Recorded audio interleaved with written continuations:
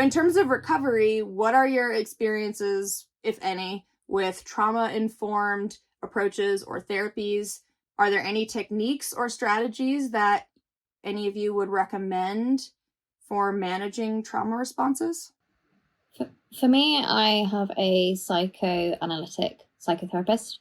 She's trauma informed, and we tend to just naturally come into inner child work. And that's sort of been more the case as I've recognized more PTSD symptoms in myself. And for me, it's very much about listening to the needs of that inner child and responding to that. And for me, that a lot of that is self-soothing, having grown up in an environment where I didn't feel safe. And I bought a prop to show my blankie. So that's my biggest self-soothe method. I still needed to sleep, and I put myself down a lot over the years about being a 30-year-old woman who needs a blanket to sleep. But through my trauma work, I've realized that actually that's okay, and my inner child needs that self-reassurance and safety. So in terms of therapy, that's been really helpful. Sometimes writing to my inner child as well. But having had the symptom of trauma in holding in my body, I also have to look at the mind-body connection and treat myself physically. So I also have fortnightly osteo and regular massage, acupuncture as well in my shoulders, and I'm trying to sort out the sort of bone degeneration and the jaw dislocation as well. So for me, there's both the inner child work and the physical treatment to keep my body physically okay, so I'm not storing more and more up. I've been having very much the same, where I think initially through therapy it was like, learning about the things that happened and what was quote unquote wrong, and then working on ways to get basically the first step for me was to get medicated to make the following steps a lot easier. And a lot of it does end up being that inner child work, where sometimes it'll be stream of consciousness exercises where it's just sit down, type, just whatever comes out, comes out. For me, it has been really helpful just getting it all on paper, speaking to the inner child that was in me, and kind of letting them know what happened wasn't fair. What you had to go through wasn't fair. You're all right now. You're safe now. Doing that for a long period of time was really helpful, along with, yoga and basically taking care of my body and stretching all of the tension and all of the stress out. I'm now at the point where I'm doing abdomen vacuums, because it turns out my entire core doesn't work and I was breathing backwards, and I basically didn't know how to breathe because that was just what my body did. So I was undoing that, feeling the things. There were points where I would basically go to the gym, go have a shower, clear my hair, and be like, I'm going to go cry. I think that's somatic exercises or something. But just kind of almost just hold myself and then have my inner monologue tell my inner child, be angry and be sad and feel all those things that you weren't allowed to feel. And at first I was like, this is dumb, but I'm going to do it because I feel like it's the right thing to do. And then 5 minutes later, it all came out, and I was just like, holy fuck. And then I just sort of just kept on going. The feeling after that, the feeling after feeling all these feelings that had been locked in for 2 decades. There's no word to explain what that relief is like and how healing it is. And this whole process has been, working on different parts of myself, so I could then also change the circles around me to have people that would then be what would feel like a healing experience for me. It's a long process, but it does work. All the weird woo-woo things that you think that's dumb. Why do you need to cry? Why do you need to feel all this? Why do you need meds? All this sort of stuff. It does work. Well, it did work for me, I should say. But yeah, I can relate to the this is dumb feeling about inner child work, but it's worth it. Yeah. It's the BoJack Horseman line, isn't it? I'm going for a shower now, so you can't tell I'm crying. Yeah. And the thing is, I am very open with my current emotions. You ask anybody, I cry at anything. But my inner child was never given that same chance. And I had to go back to them and quite literally actively think and make my body feel comfortable so I could tell that little boy, like, feel it now. If it's anger, feel it. If it's sadness, feel it. It's It's the emotional intelligence of being able to step away when you need to and just take time to yourself and say, look, just give me some time to deal with what I need to deal with, and then I'll come back either the person you know I am or a better person. And that's the key. It's that knowing when you need to take that step away. And I think that's the key thing, is just sort of taking time for yourself. Don't be ashamed to take time for yourself to deal with things. Because, you know, if you're having to apologize for taking yourself away to make yourself a better person, then, you know, that's not the right crowd or the right person to be with. I know for me, I have tried almost every trauma treatment under the sun. Internal family systems, you know, all the things, just every therapy, really. It wasn't for me until I did prolonged exposure with my DBT therapist that I was able to, like, finally find some recovery from my trauma and, like, really process these things, because it made me talk about it, but also really focus on how I felt, how I feel in my body when I talk about these things, like how I might have felt in my body at that time when I was experiencing it. And like what I learned from these experiences, what they have meant to me. So prolonged exposure therapy is a treatment in which essentially what you're doing is exposing yourself to trauma cues repeatedly. So what that looks like is, and I see your face, Rob, the reason we do it is because most of us who experience trauma, the thing that most maintains our traumatic responses is avoidance of trauma cues. So a lot of people, when they've experienced trauma, don't ever want to talk about it. I can't talk about it. It's too painful. Or I'm going to avoid listening to that song or seeing that movie or whatever. I'm not going to even think about it because it's going to make me too upset. And so the idea with prolonged exposure, I tell my clients, like, it's a pretty, like, it's not a very fancy therapy. It's very much like, okay, you just tell the story, you experience the emotions from telling the story. And for me, it was really helpful because the trauma memory that I was discussing with my therapist was something that I had never really told anybody because it was so shameful for me that I was like, I can't ever talk about this. I can't think about it.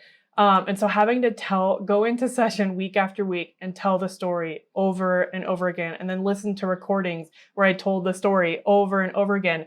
It sounds absolutely nuts and, like, absolutely brutal, but it was the only way that for me that I could truly experience the emotions that were laden into that event. Because especially for me, the trauma that I experienced was something that, like I said, actually the traumatic part was my family's response to it. And there was so much just, like, wrapped up into that I couldn't get to with other treatments. I really needed to just experience it and have somebody there who's able to be like, yeah, that's really messed up, you know, because I had this self-invalidating voice that was like, oh, it's not, you know, I'm making a big deal or whatever. My therapist was like, oh my, like, even seeing my therapist crying after telling the story, like, I'll never forget that, because it was like, wow, this really happened and this hurt. So my feeling at the start when you said it, and I was just like, that sounds crazy. But then after you explained it, I was like, oh no, that's worked for me before. Yeah, whenever I orient clients to it and I first start explaining it, I'm like, okay, stick with me because I know this is going to sound absolutely bonkers and you're not going to want to do it. But it works. Yeah. Yeah, so I did prolonged exposure as well. And it came off the heels of finishing dialectical behavior therapy and getting a lot of sort of abilities to kind of regulate my emotions in the moment. And it's interesting because the reason why I did prolonged exposure was because I developed this, it's almost like a trauma response, but not to a specific incident, or it was more like a concept. I developed this intense phobia of my own emotions. So there are a lot of situations that I didn't want to go through, I didn't want to process, because I just didn't want to go to the emotional place. And I realized that I dissociate a lot in response to emotionally intense situations, not because they cue anything specific, but because I'm terrified of feeling emotions that I believe will make me weak. And so for me, doing prolonged exposure was really about learning and relearning that my emotions are not going to kill me, that I can feel them and be okay on the other side. Before I would talk about it, I'd be so terrified and I'd start dissociating and I wouldn't want to do it. But then afterwards, I had done it, so it was already in the past. I didn't need to be afraid of it anymore. And that really helped to let go of the fear. And it, it's not like I only had to do it one time. I had to go through it a bunch. But now I think I am more sort of generally trying to practice an exposure-based lifestyle where instead of running from emotions or situations that are going to bring up negative emotions, trying to find ways to manage them more effectively, because I don't need to make this response turn into something who doesn't want to experience anything or do anything because I'm afraid of feeling sad. Yeah, I mean, it's kind of funny in the way that it works with DBT, because DBT, stage 1 is like, let's learn all these skills so you can manage your emotions, because you experience your emotions as really out of control. And then when you go into trauma treatment, it's like, okay, I don't want you to manage your emotions, I just want you to feel them, right? Because like I was saying before, a lot of us with BPD have this way of like sort of experiencing our emotions without experiencing it. And so like the way we approach it in prolonged exposure is like finding a way to really, because the idea too is that we want to find a way to experience emotions where they don't get so out of control. And we don't want to dissociate and numb them either. It's like learning how to find that middle path where you can experience your emotions and, like you said, come out the other side. Does anyone have any techniques that you use when you are out and about or even at home to help you regulate when something sort of brings up that past trauma? Something I'll do is I'll always carry headphones around with me. And for example, if there's a song or something that's something on, I will put them in and just block that out. That sound, that, song or whatever. Or if there's a conversation happening that I could get involved in, I really want to go, but I'm like, this is going to be really uncomfortable for everyone else in this conversation, I'll step away. And I think it's just knowing those moments to sort of step in and step out of moments, and take yourself out. Unfortunately, in society, I think we can take those moments where we can, in groups of people or whatever, you can move away. It's harder when it's just two of you. But I think if there are groups of you or whatever, you can just say, I'm just going to go to the bathroom or whatever like that. The main thing that I still experience is what we call emotional flashbacks, where it's not necessarily like I'm reliving the moment, like seeing what's happening, feel like I'm experiencing the same thing. It's essentially like I'm experiencing the same emotions that I felt in that same moment. So I'm like back in the same moment emotionally, but not like reliving, oh, I'm back at the scene of the incident sort of thing. So for me, like a huge emotional flashback is shame. I will get like these just overwhelming like surges of shame where it's like I feel like my brain just goes into almost like pre-verbal mode where I'm just like, I don't have words, can't explain what I'm experiencing, I just know it feels bad. And so for me, like a lot of self-validation and just gentleness has been super huge.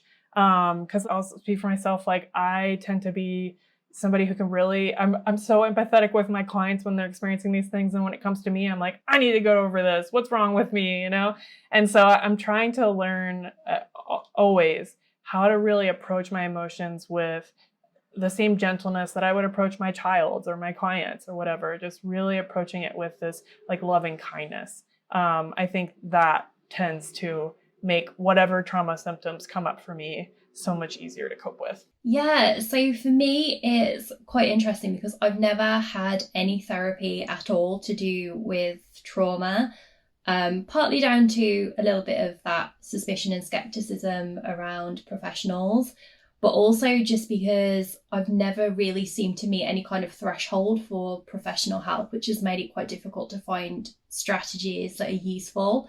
So it's definitely been a lot of trial and error. So previously, I did not deal really with trauma very well. So I think, Lena, you mentioned, like laughing about it, like finding it funny, not because it's actually funny, but because it's actually quite awkward. And Zanny, a lot of my behaviour was also associated with risk taking. So it sort of became like a funny anecdote to share with people. And over time you realise actually it's not funny at all. It's quite serious and something that impacted on you quite a lot. And I think I also maybe use trauma as a little bit of a shock factor. So I would share trauma just to see what people's reaction to it was. Like, am I going to push this person away with stories of trauma? And as I've got older, I've realised that that's not healthy at all. And in terms of not really having any professional support in dealing with trauma, I have tried to manage it as best as I can myself. So for a long time, I thought, actually, I don't really need to deal with trauma because I have such a problem with flat affect as part of the schizotypal personality disorder that I thought that, you know, like my trauma isn't inconveniencing anyone else. I'm not having emotional responses to it. It's not impacting on other people or making them feel awkward. So actually it's fine. And really it wasn't, because I wasn't dealing with the root cause.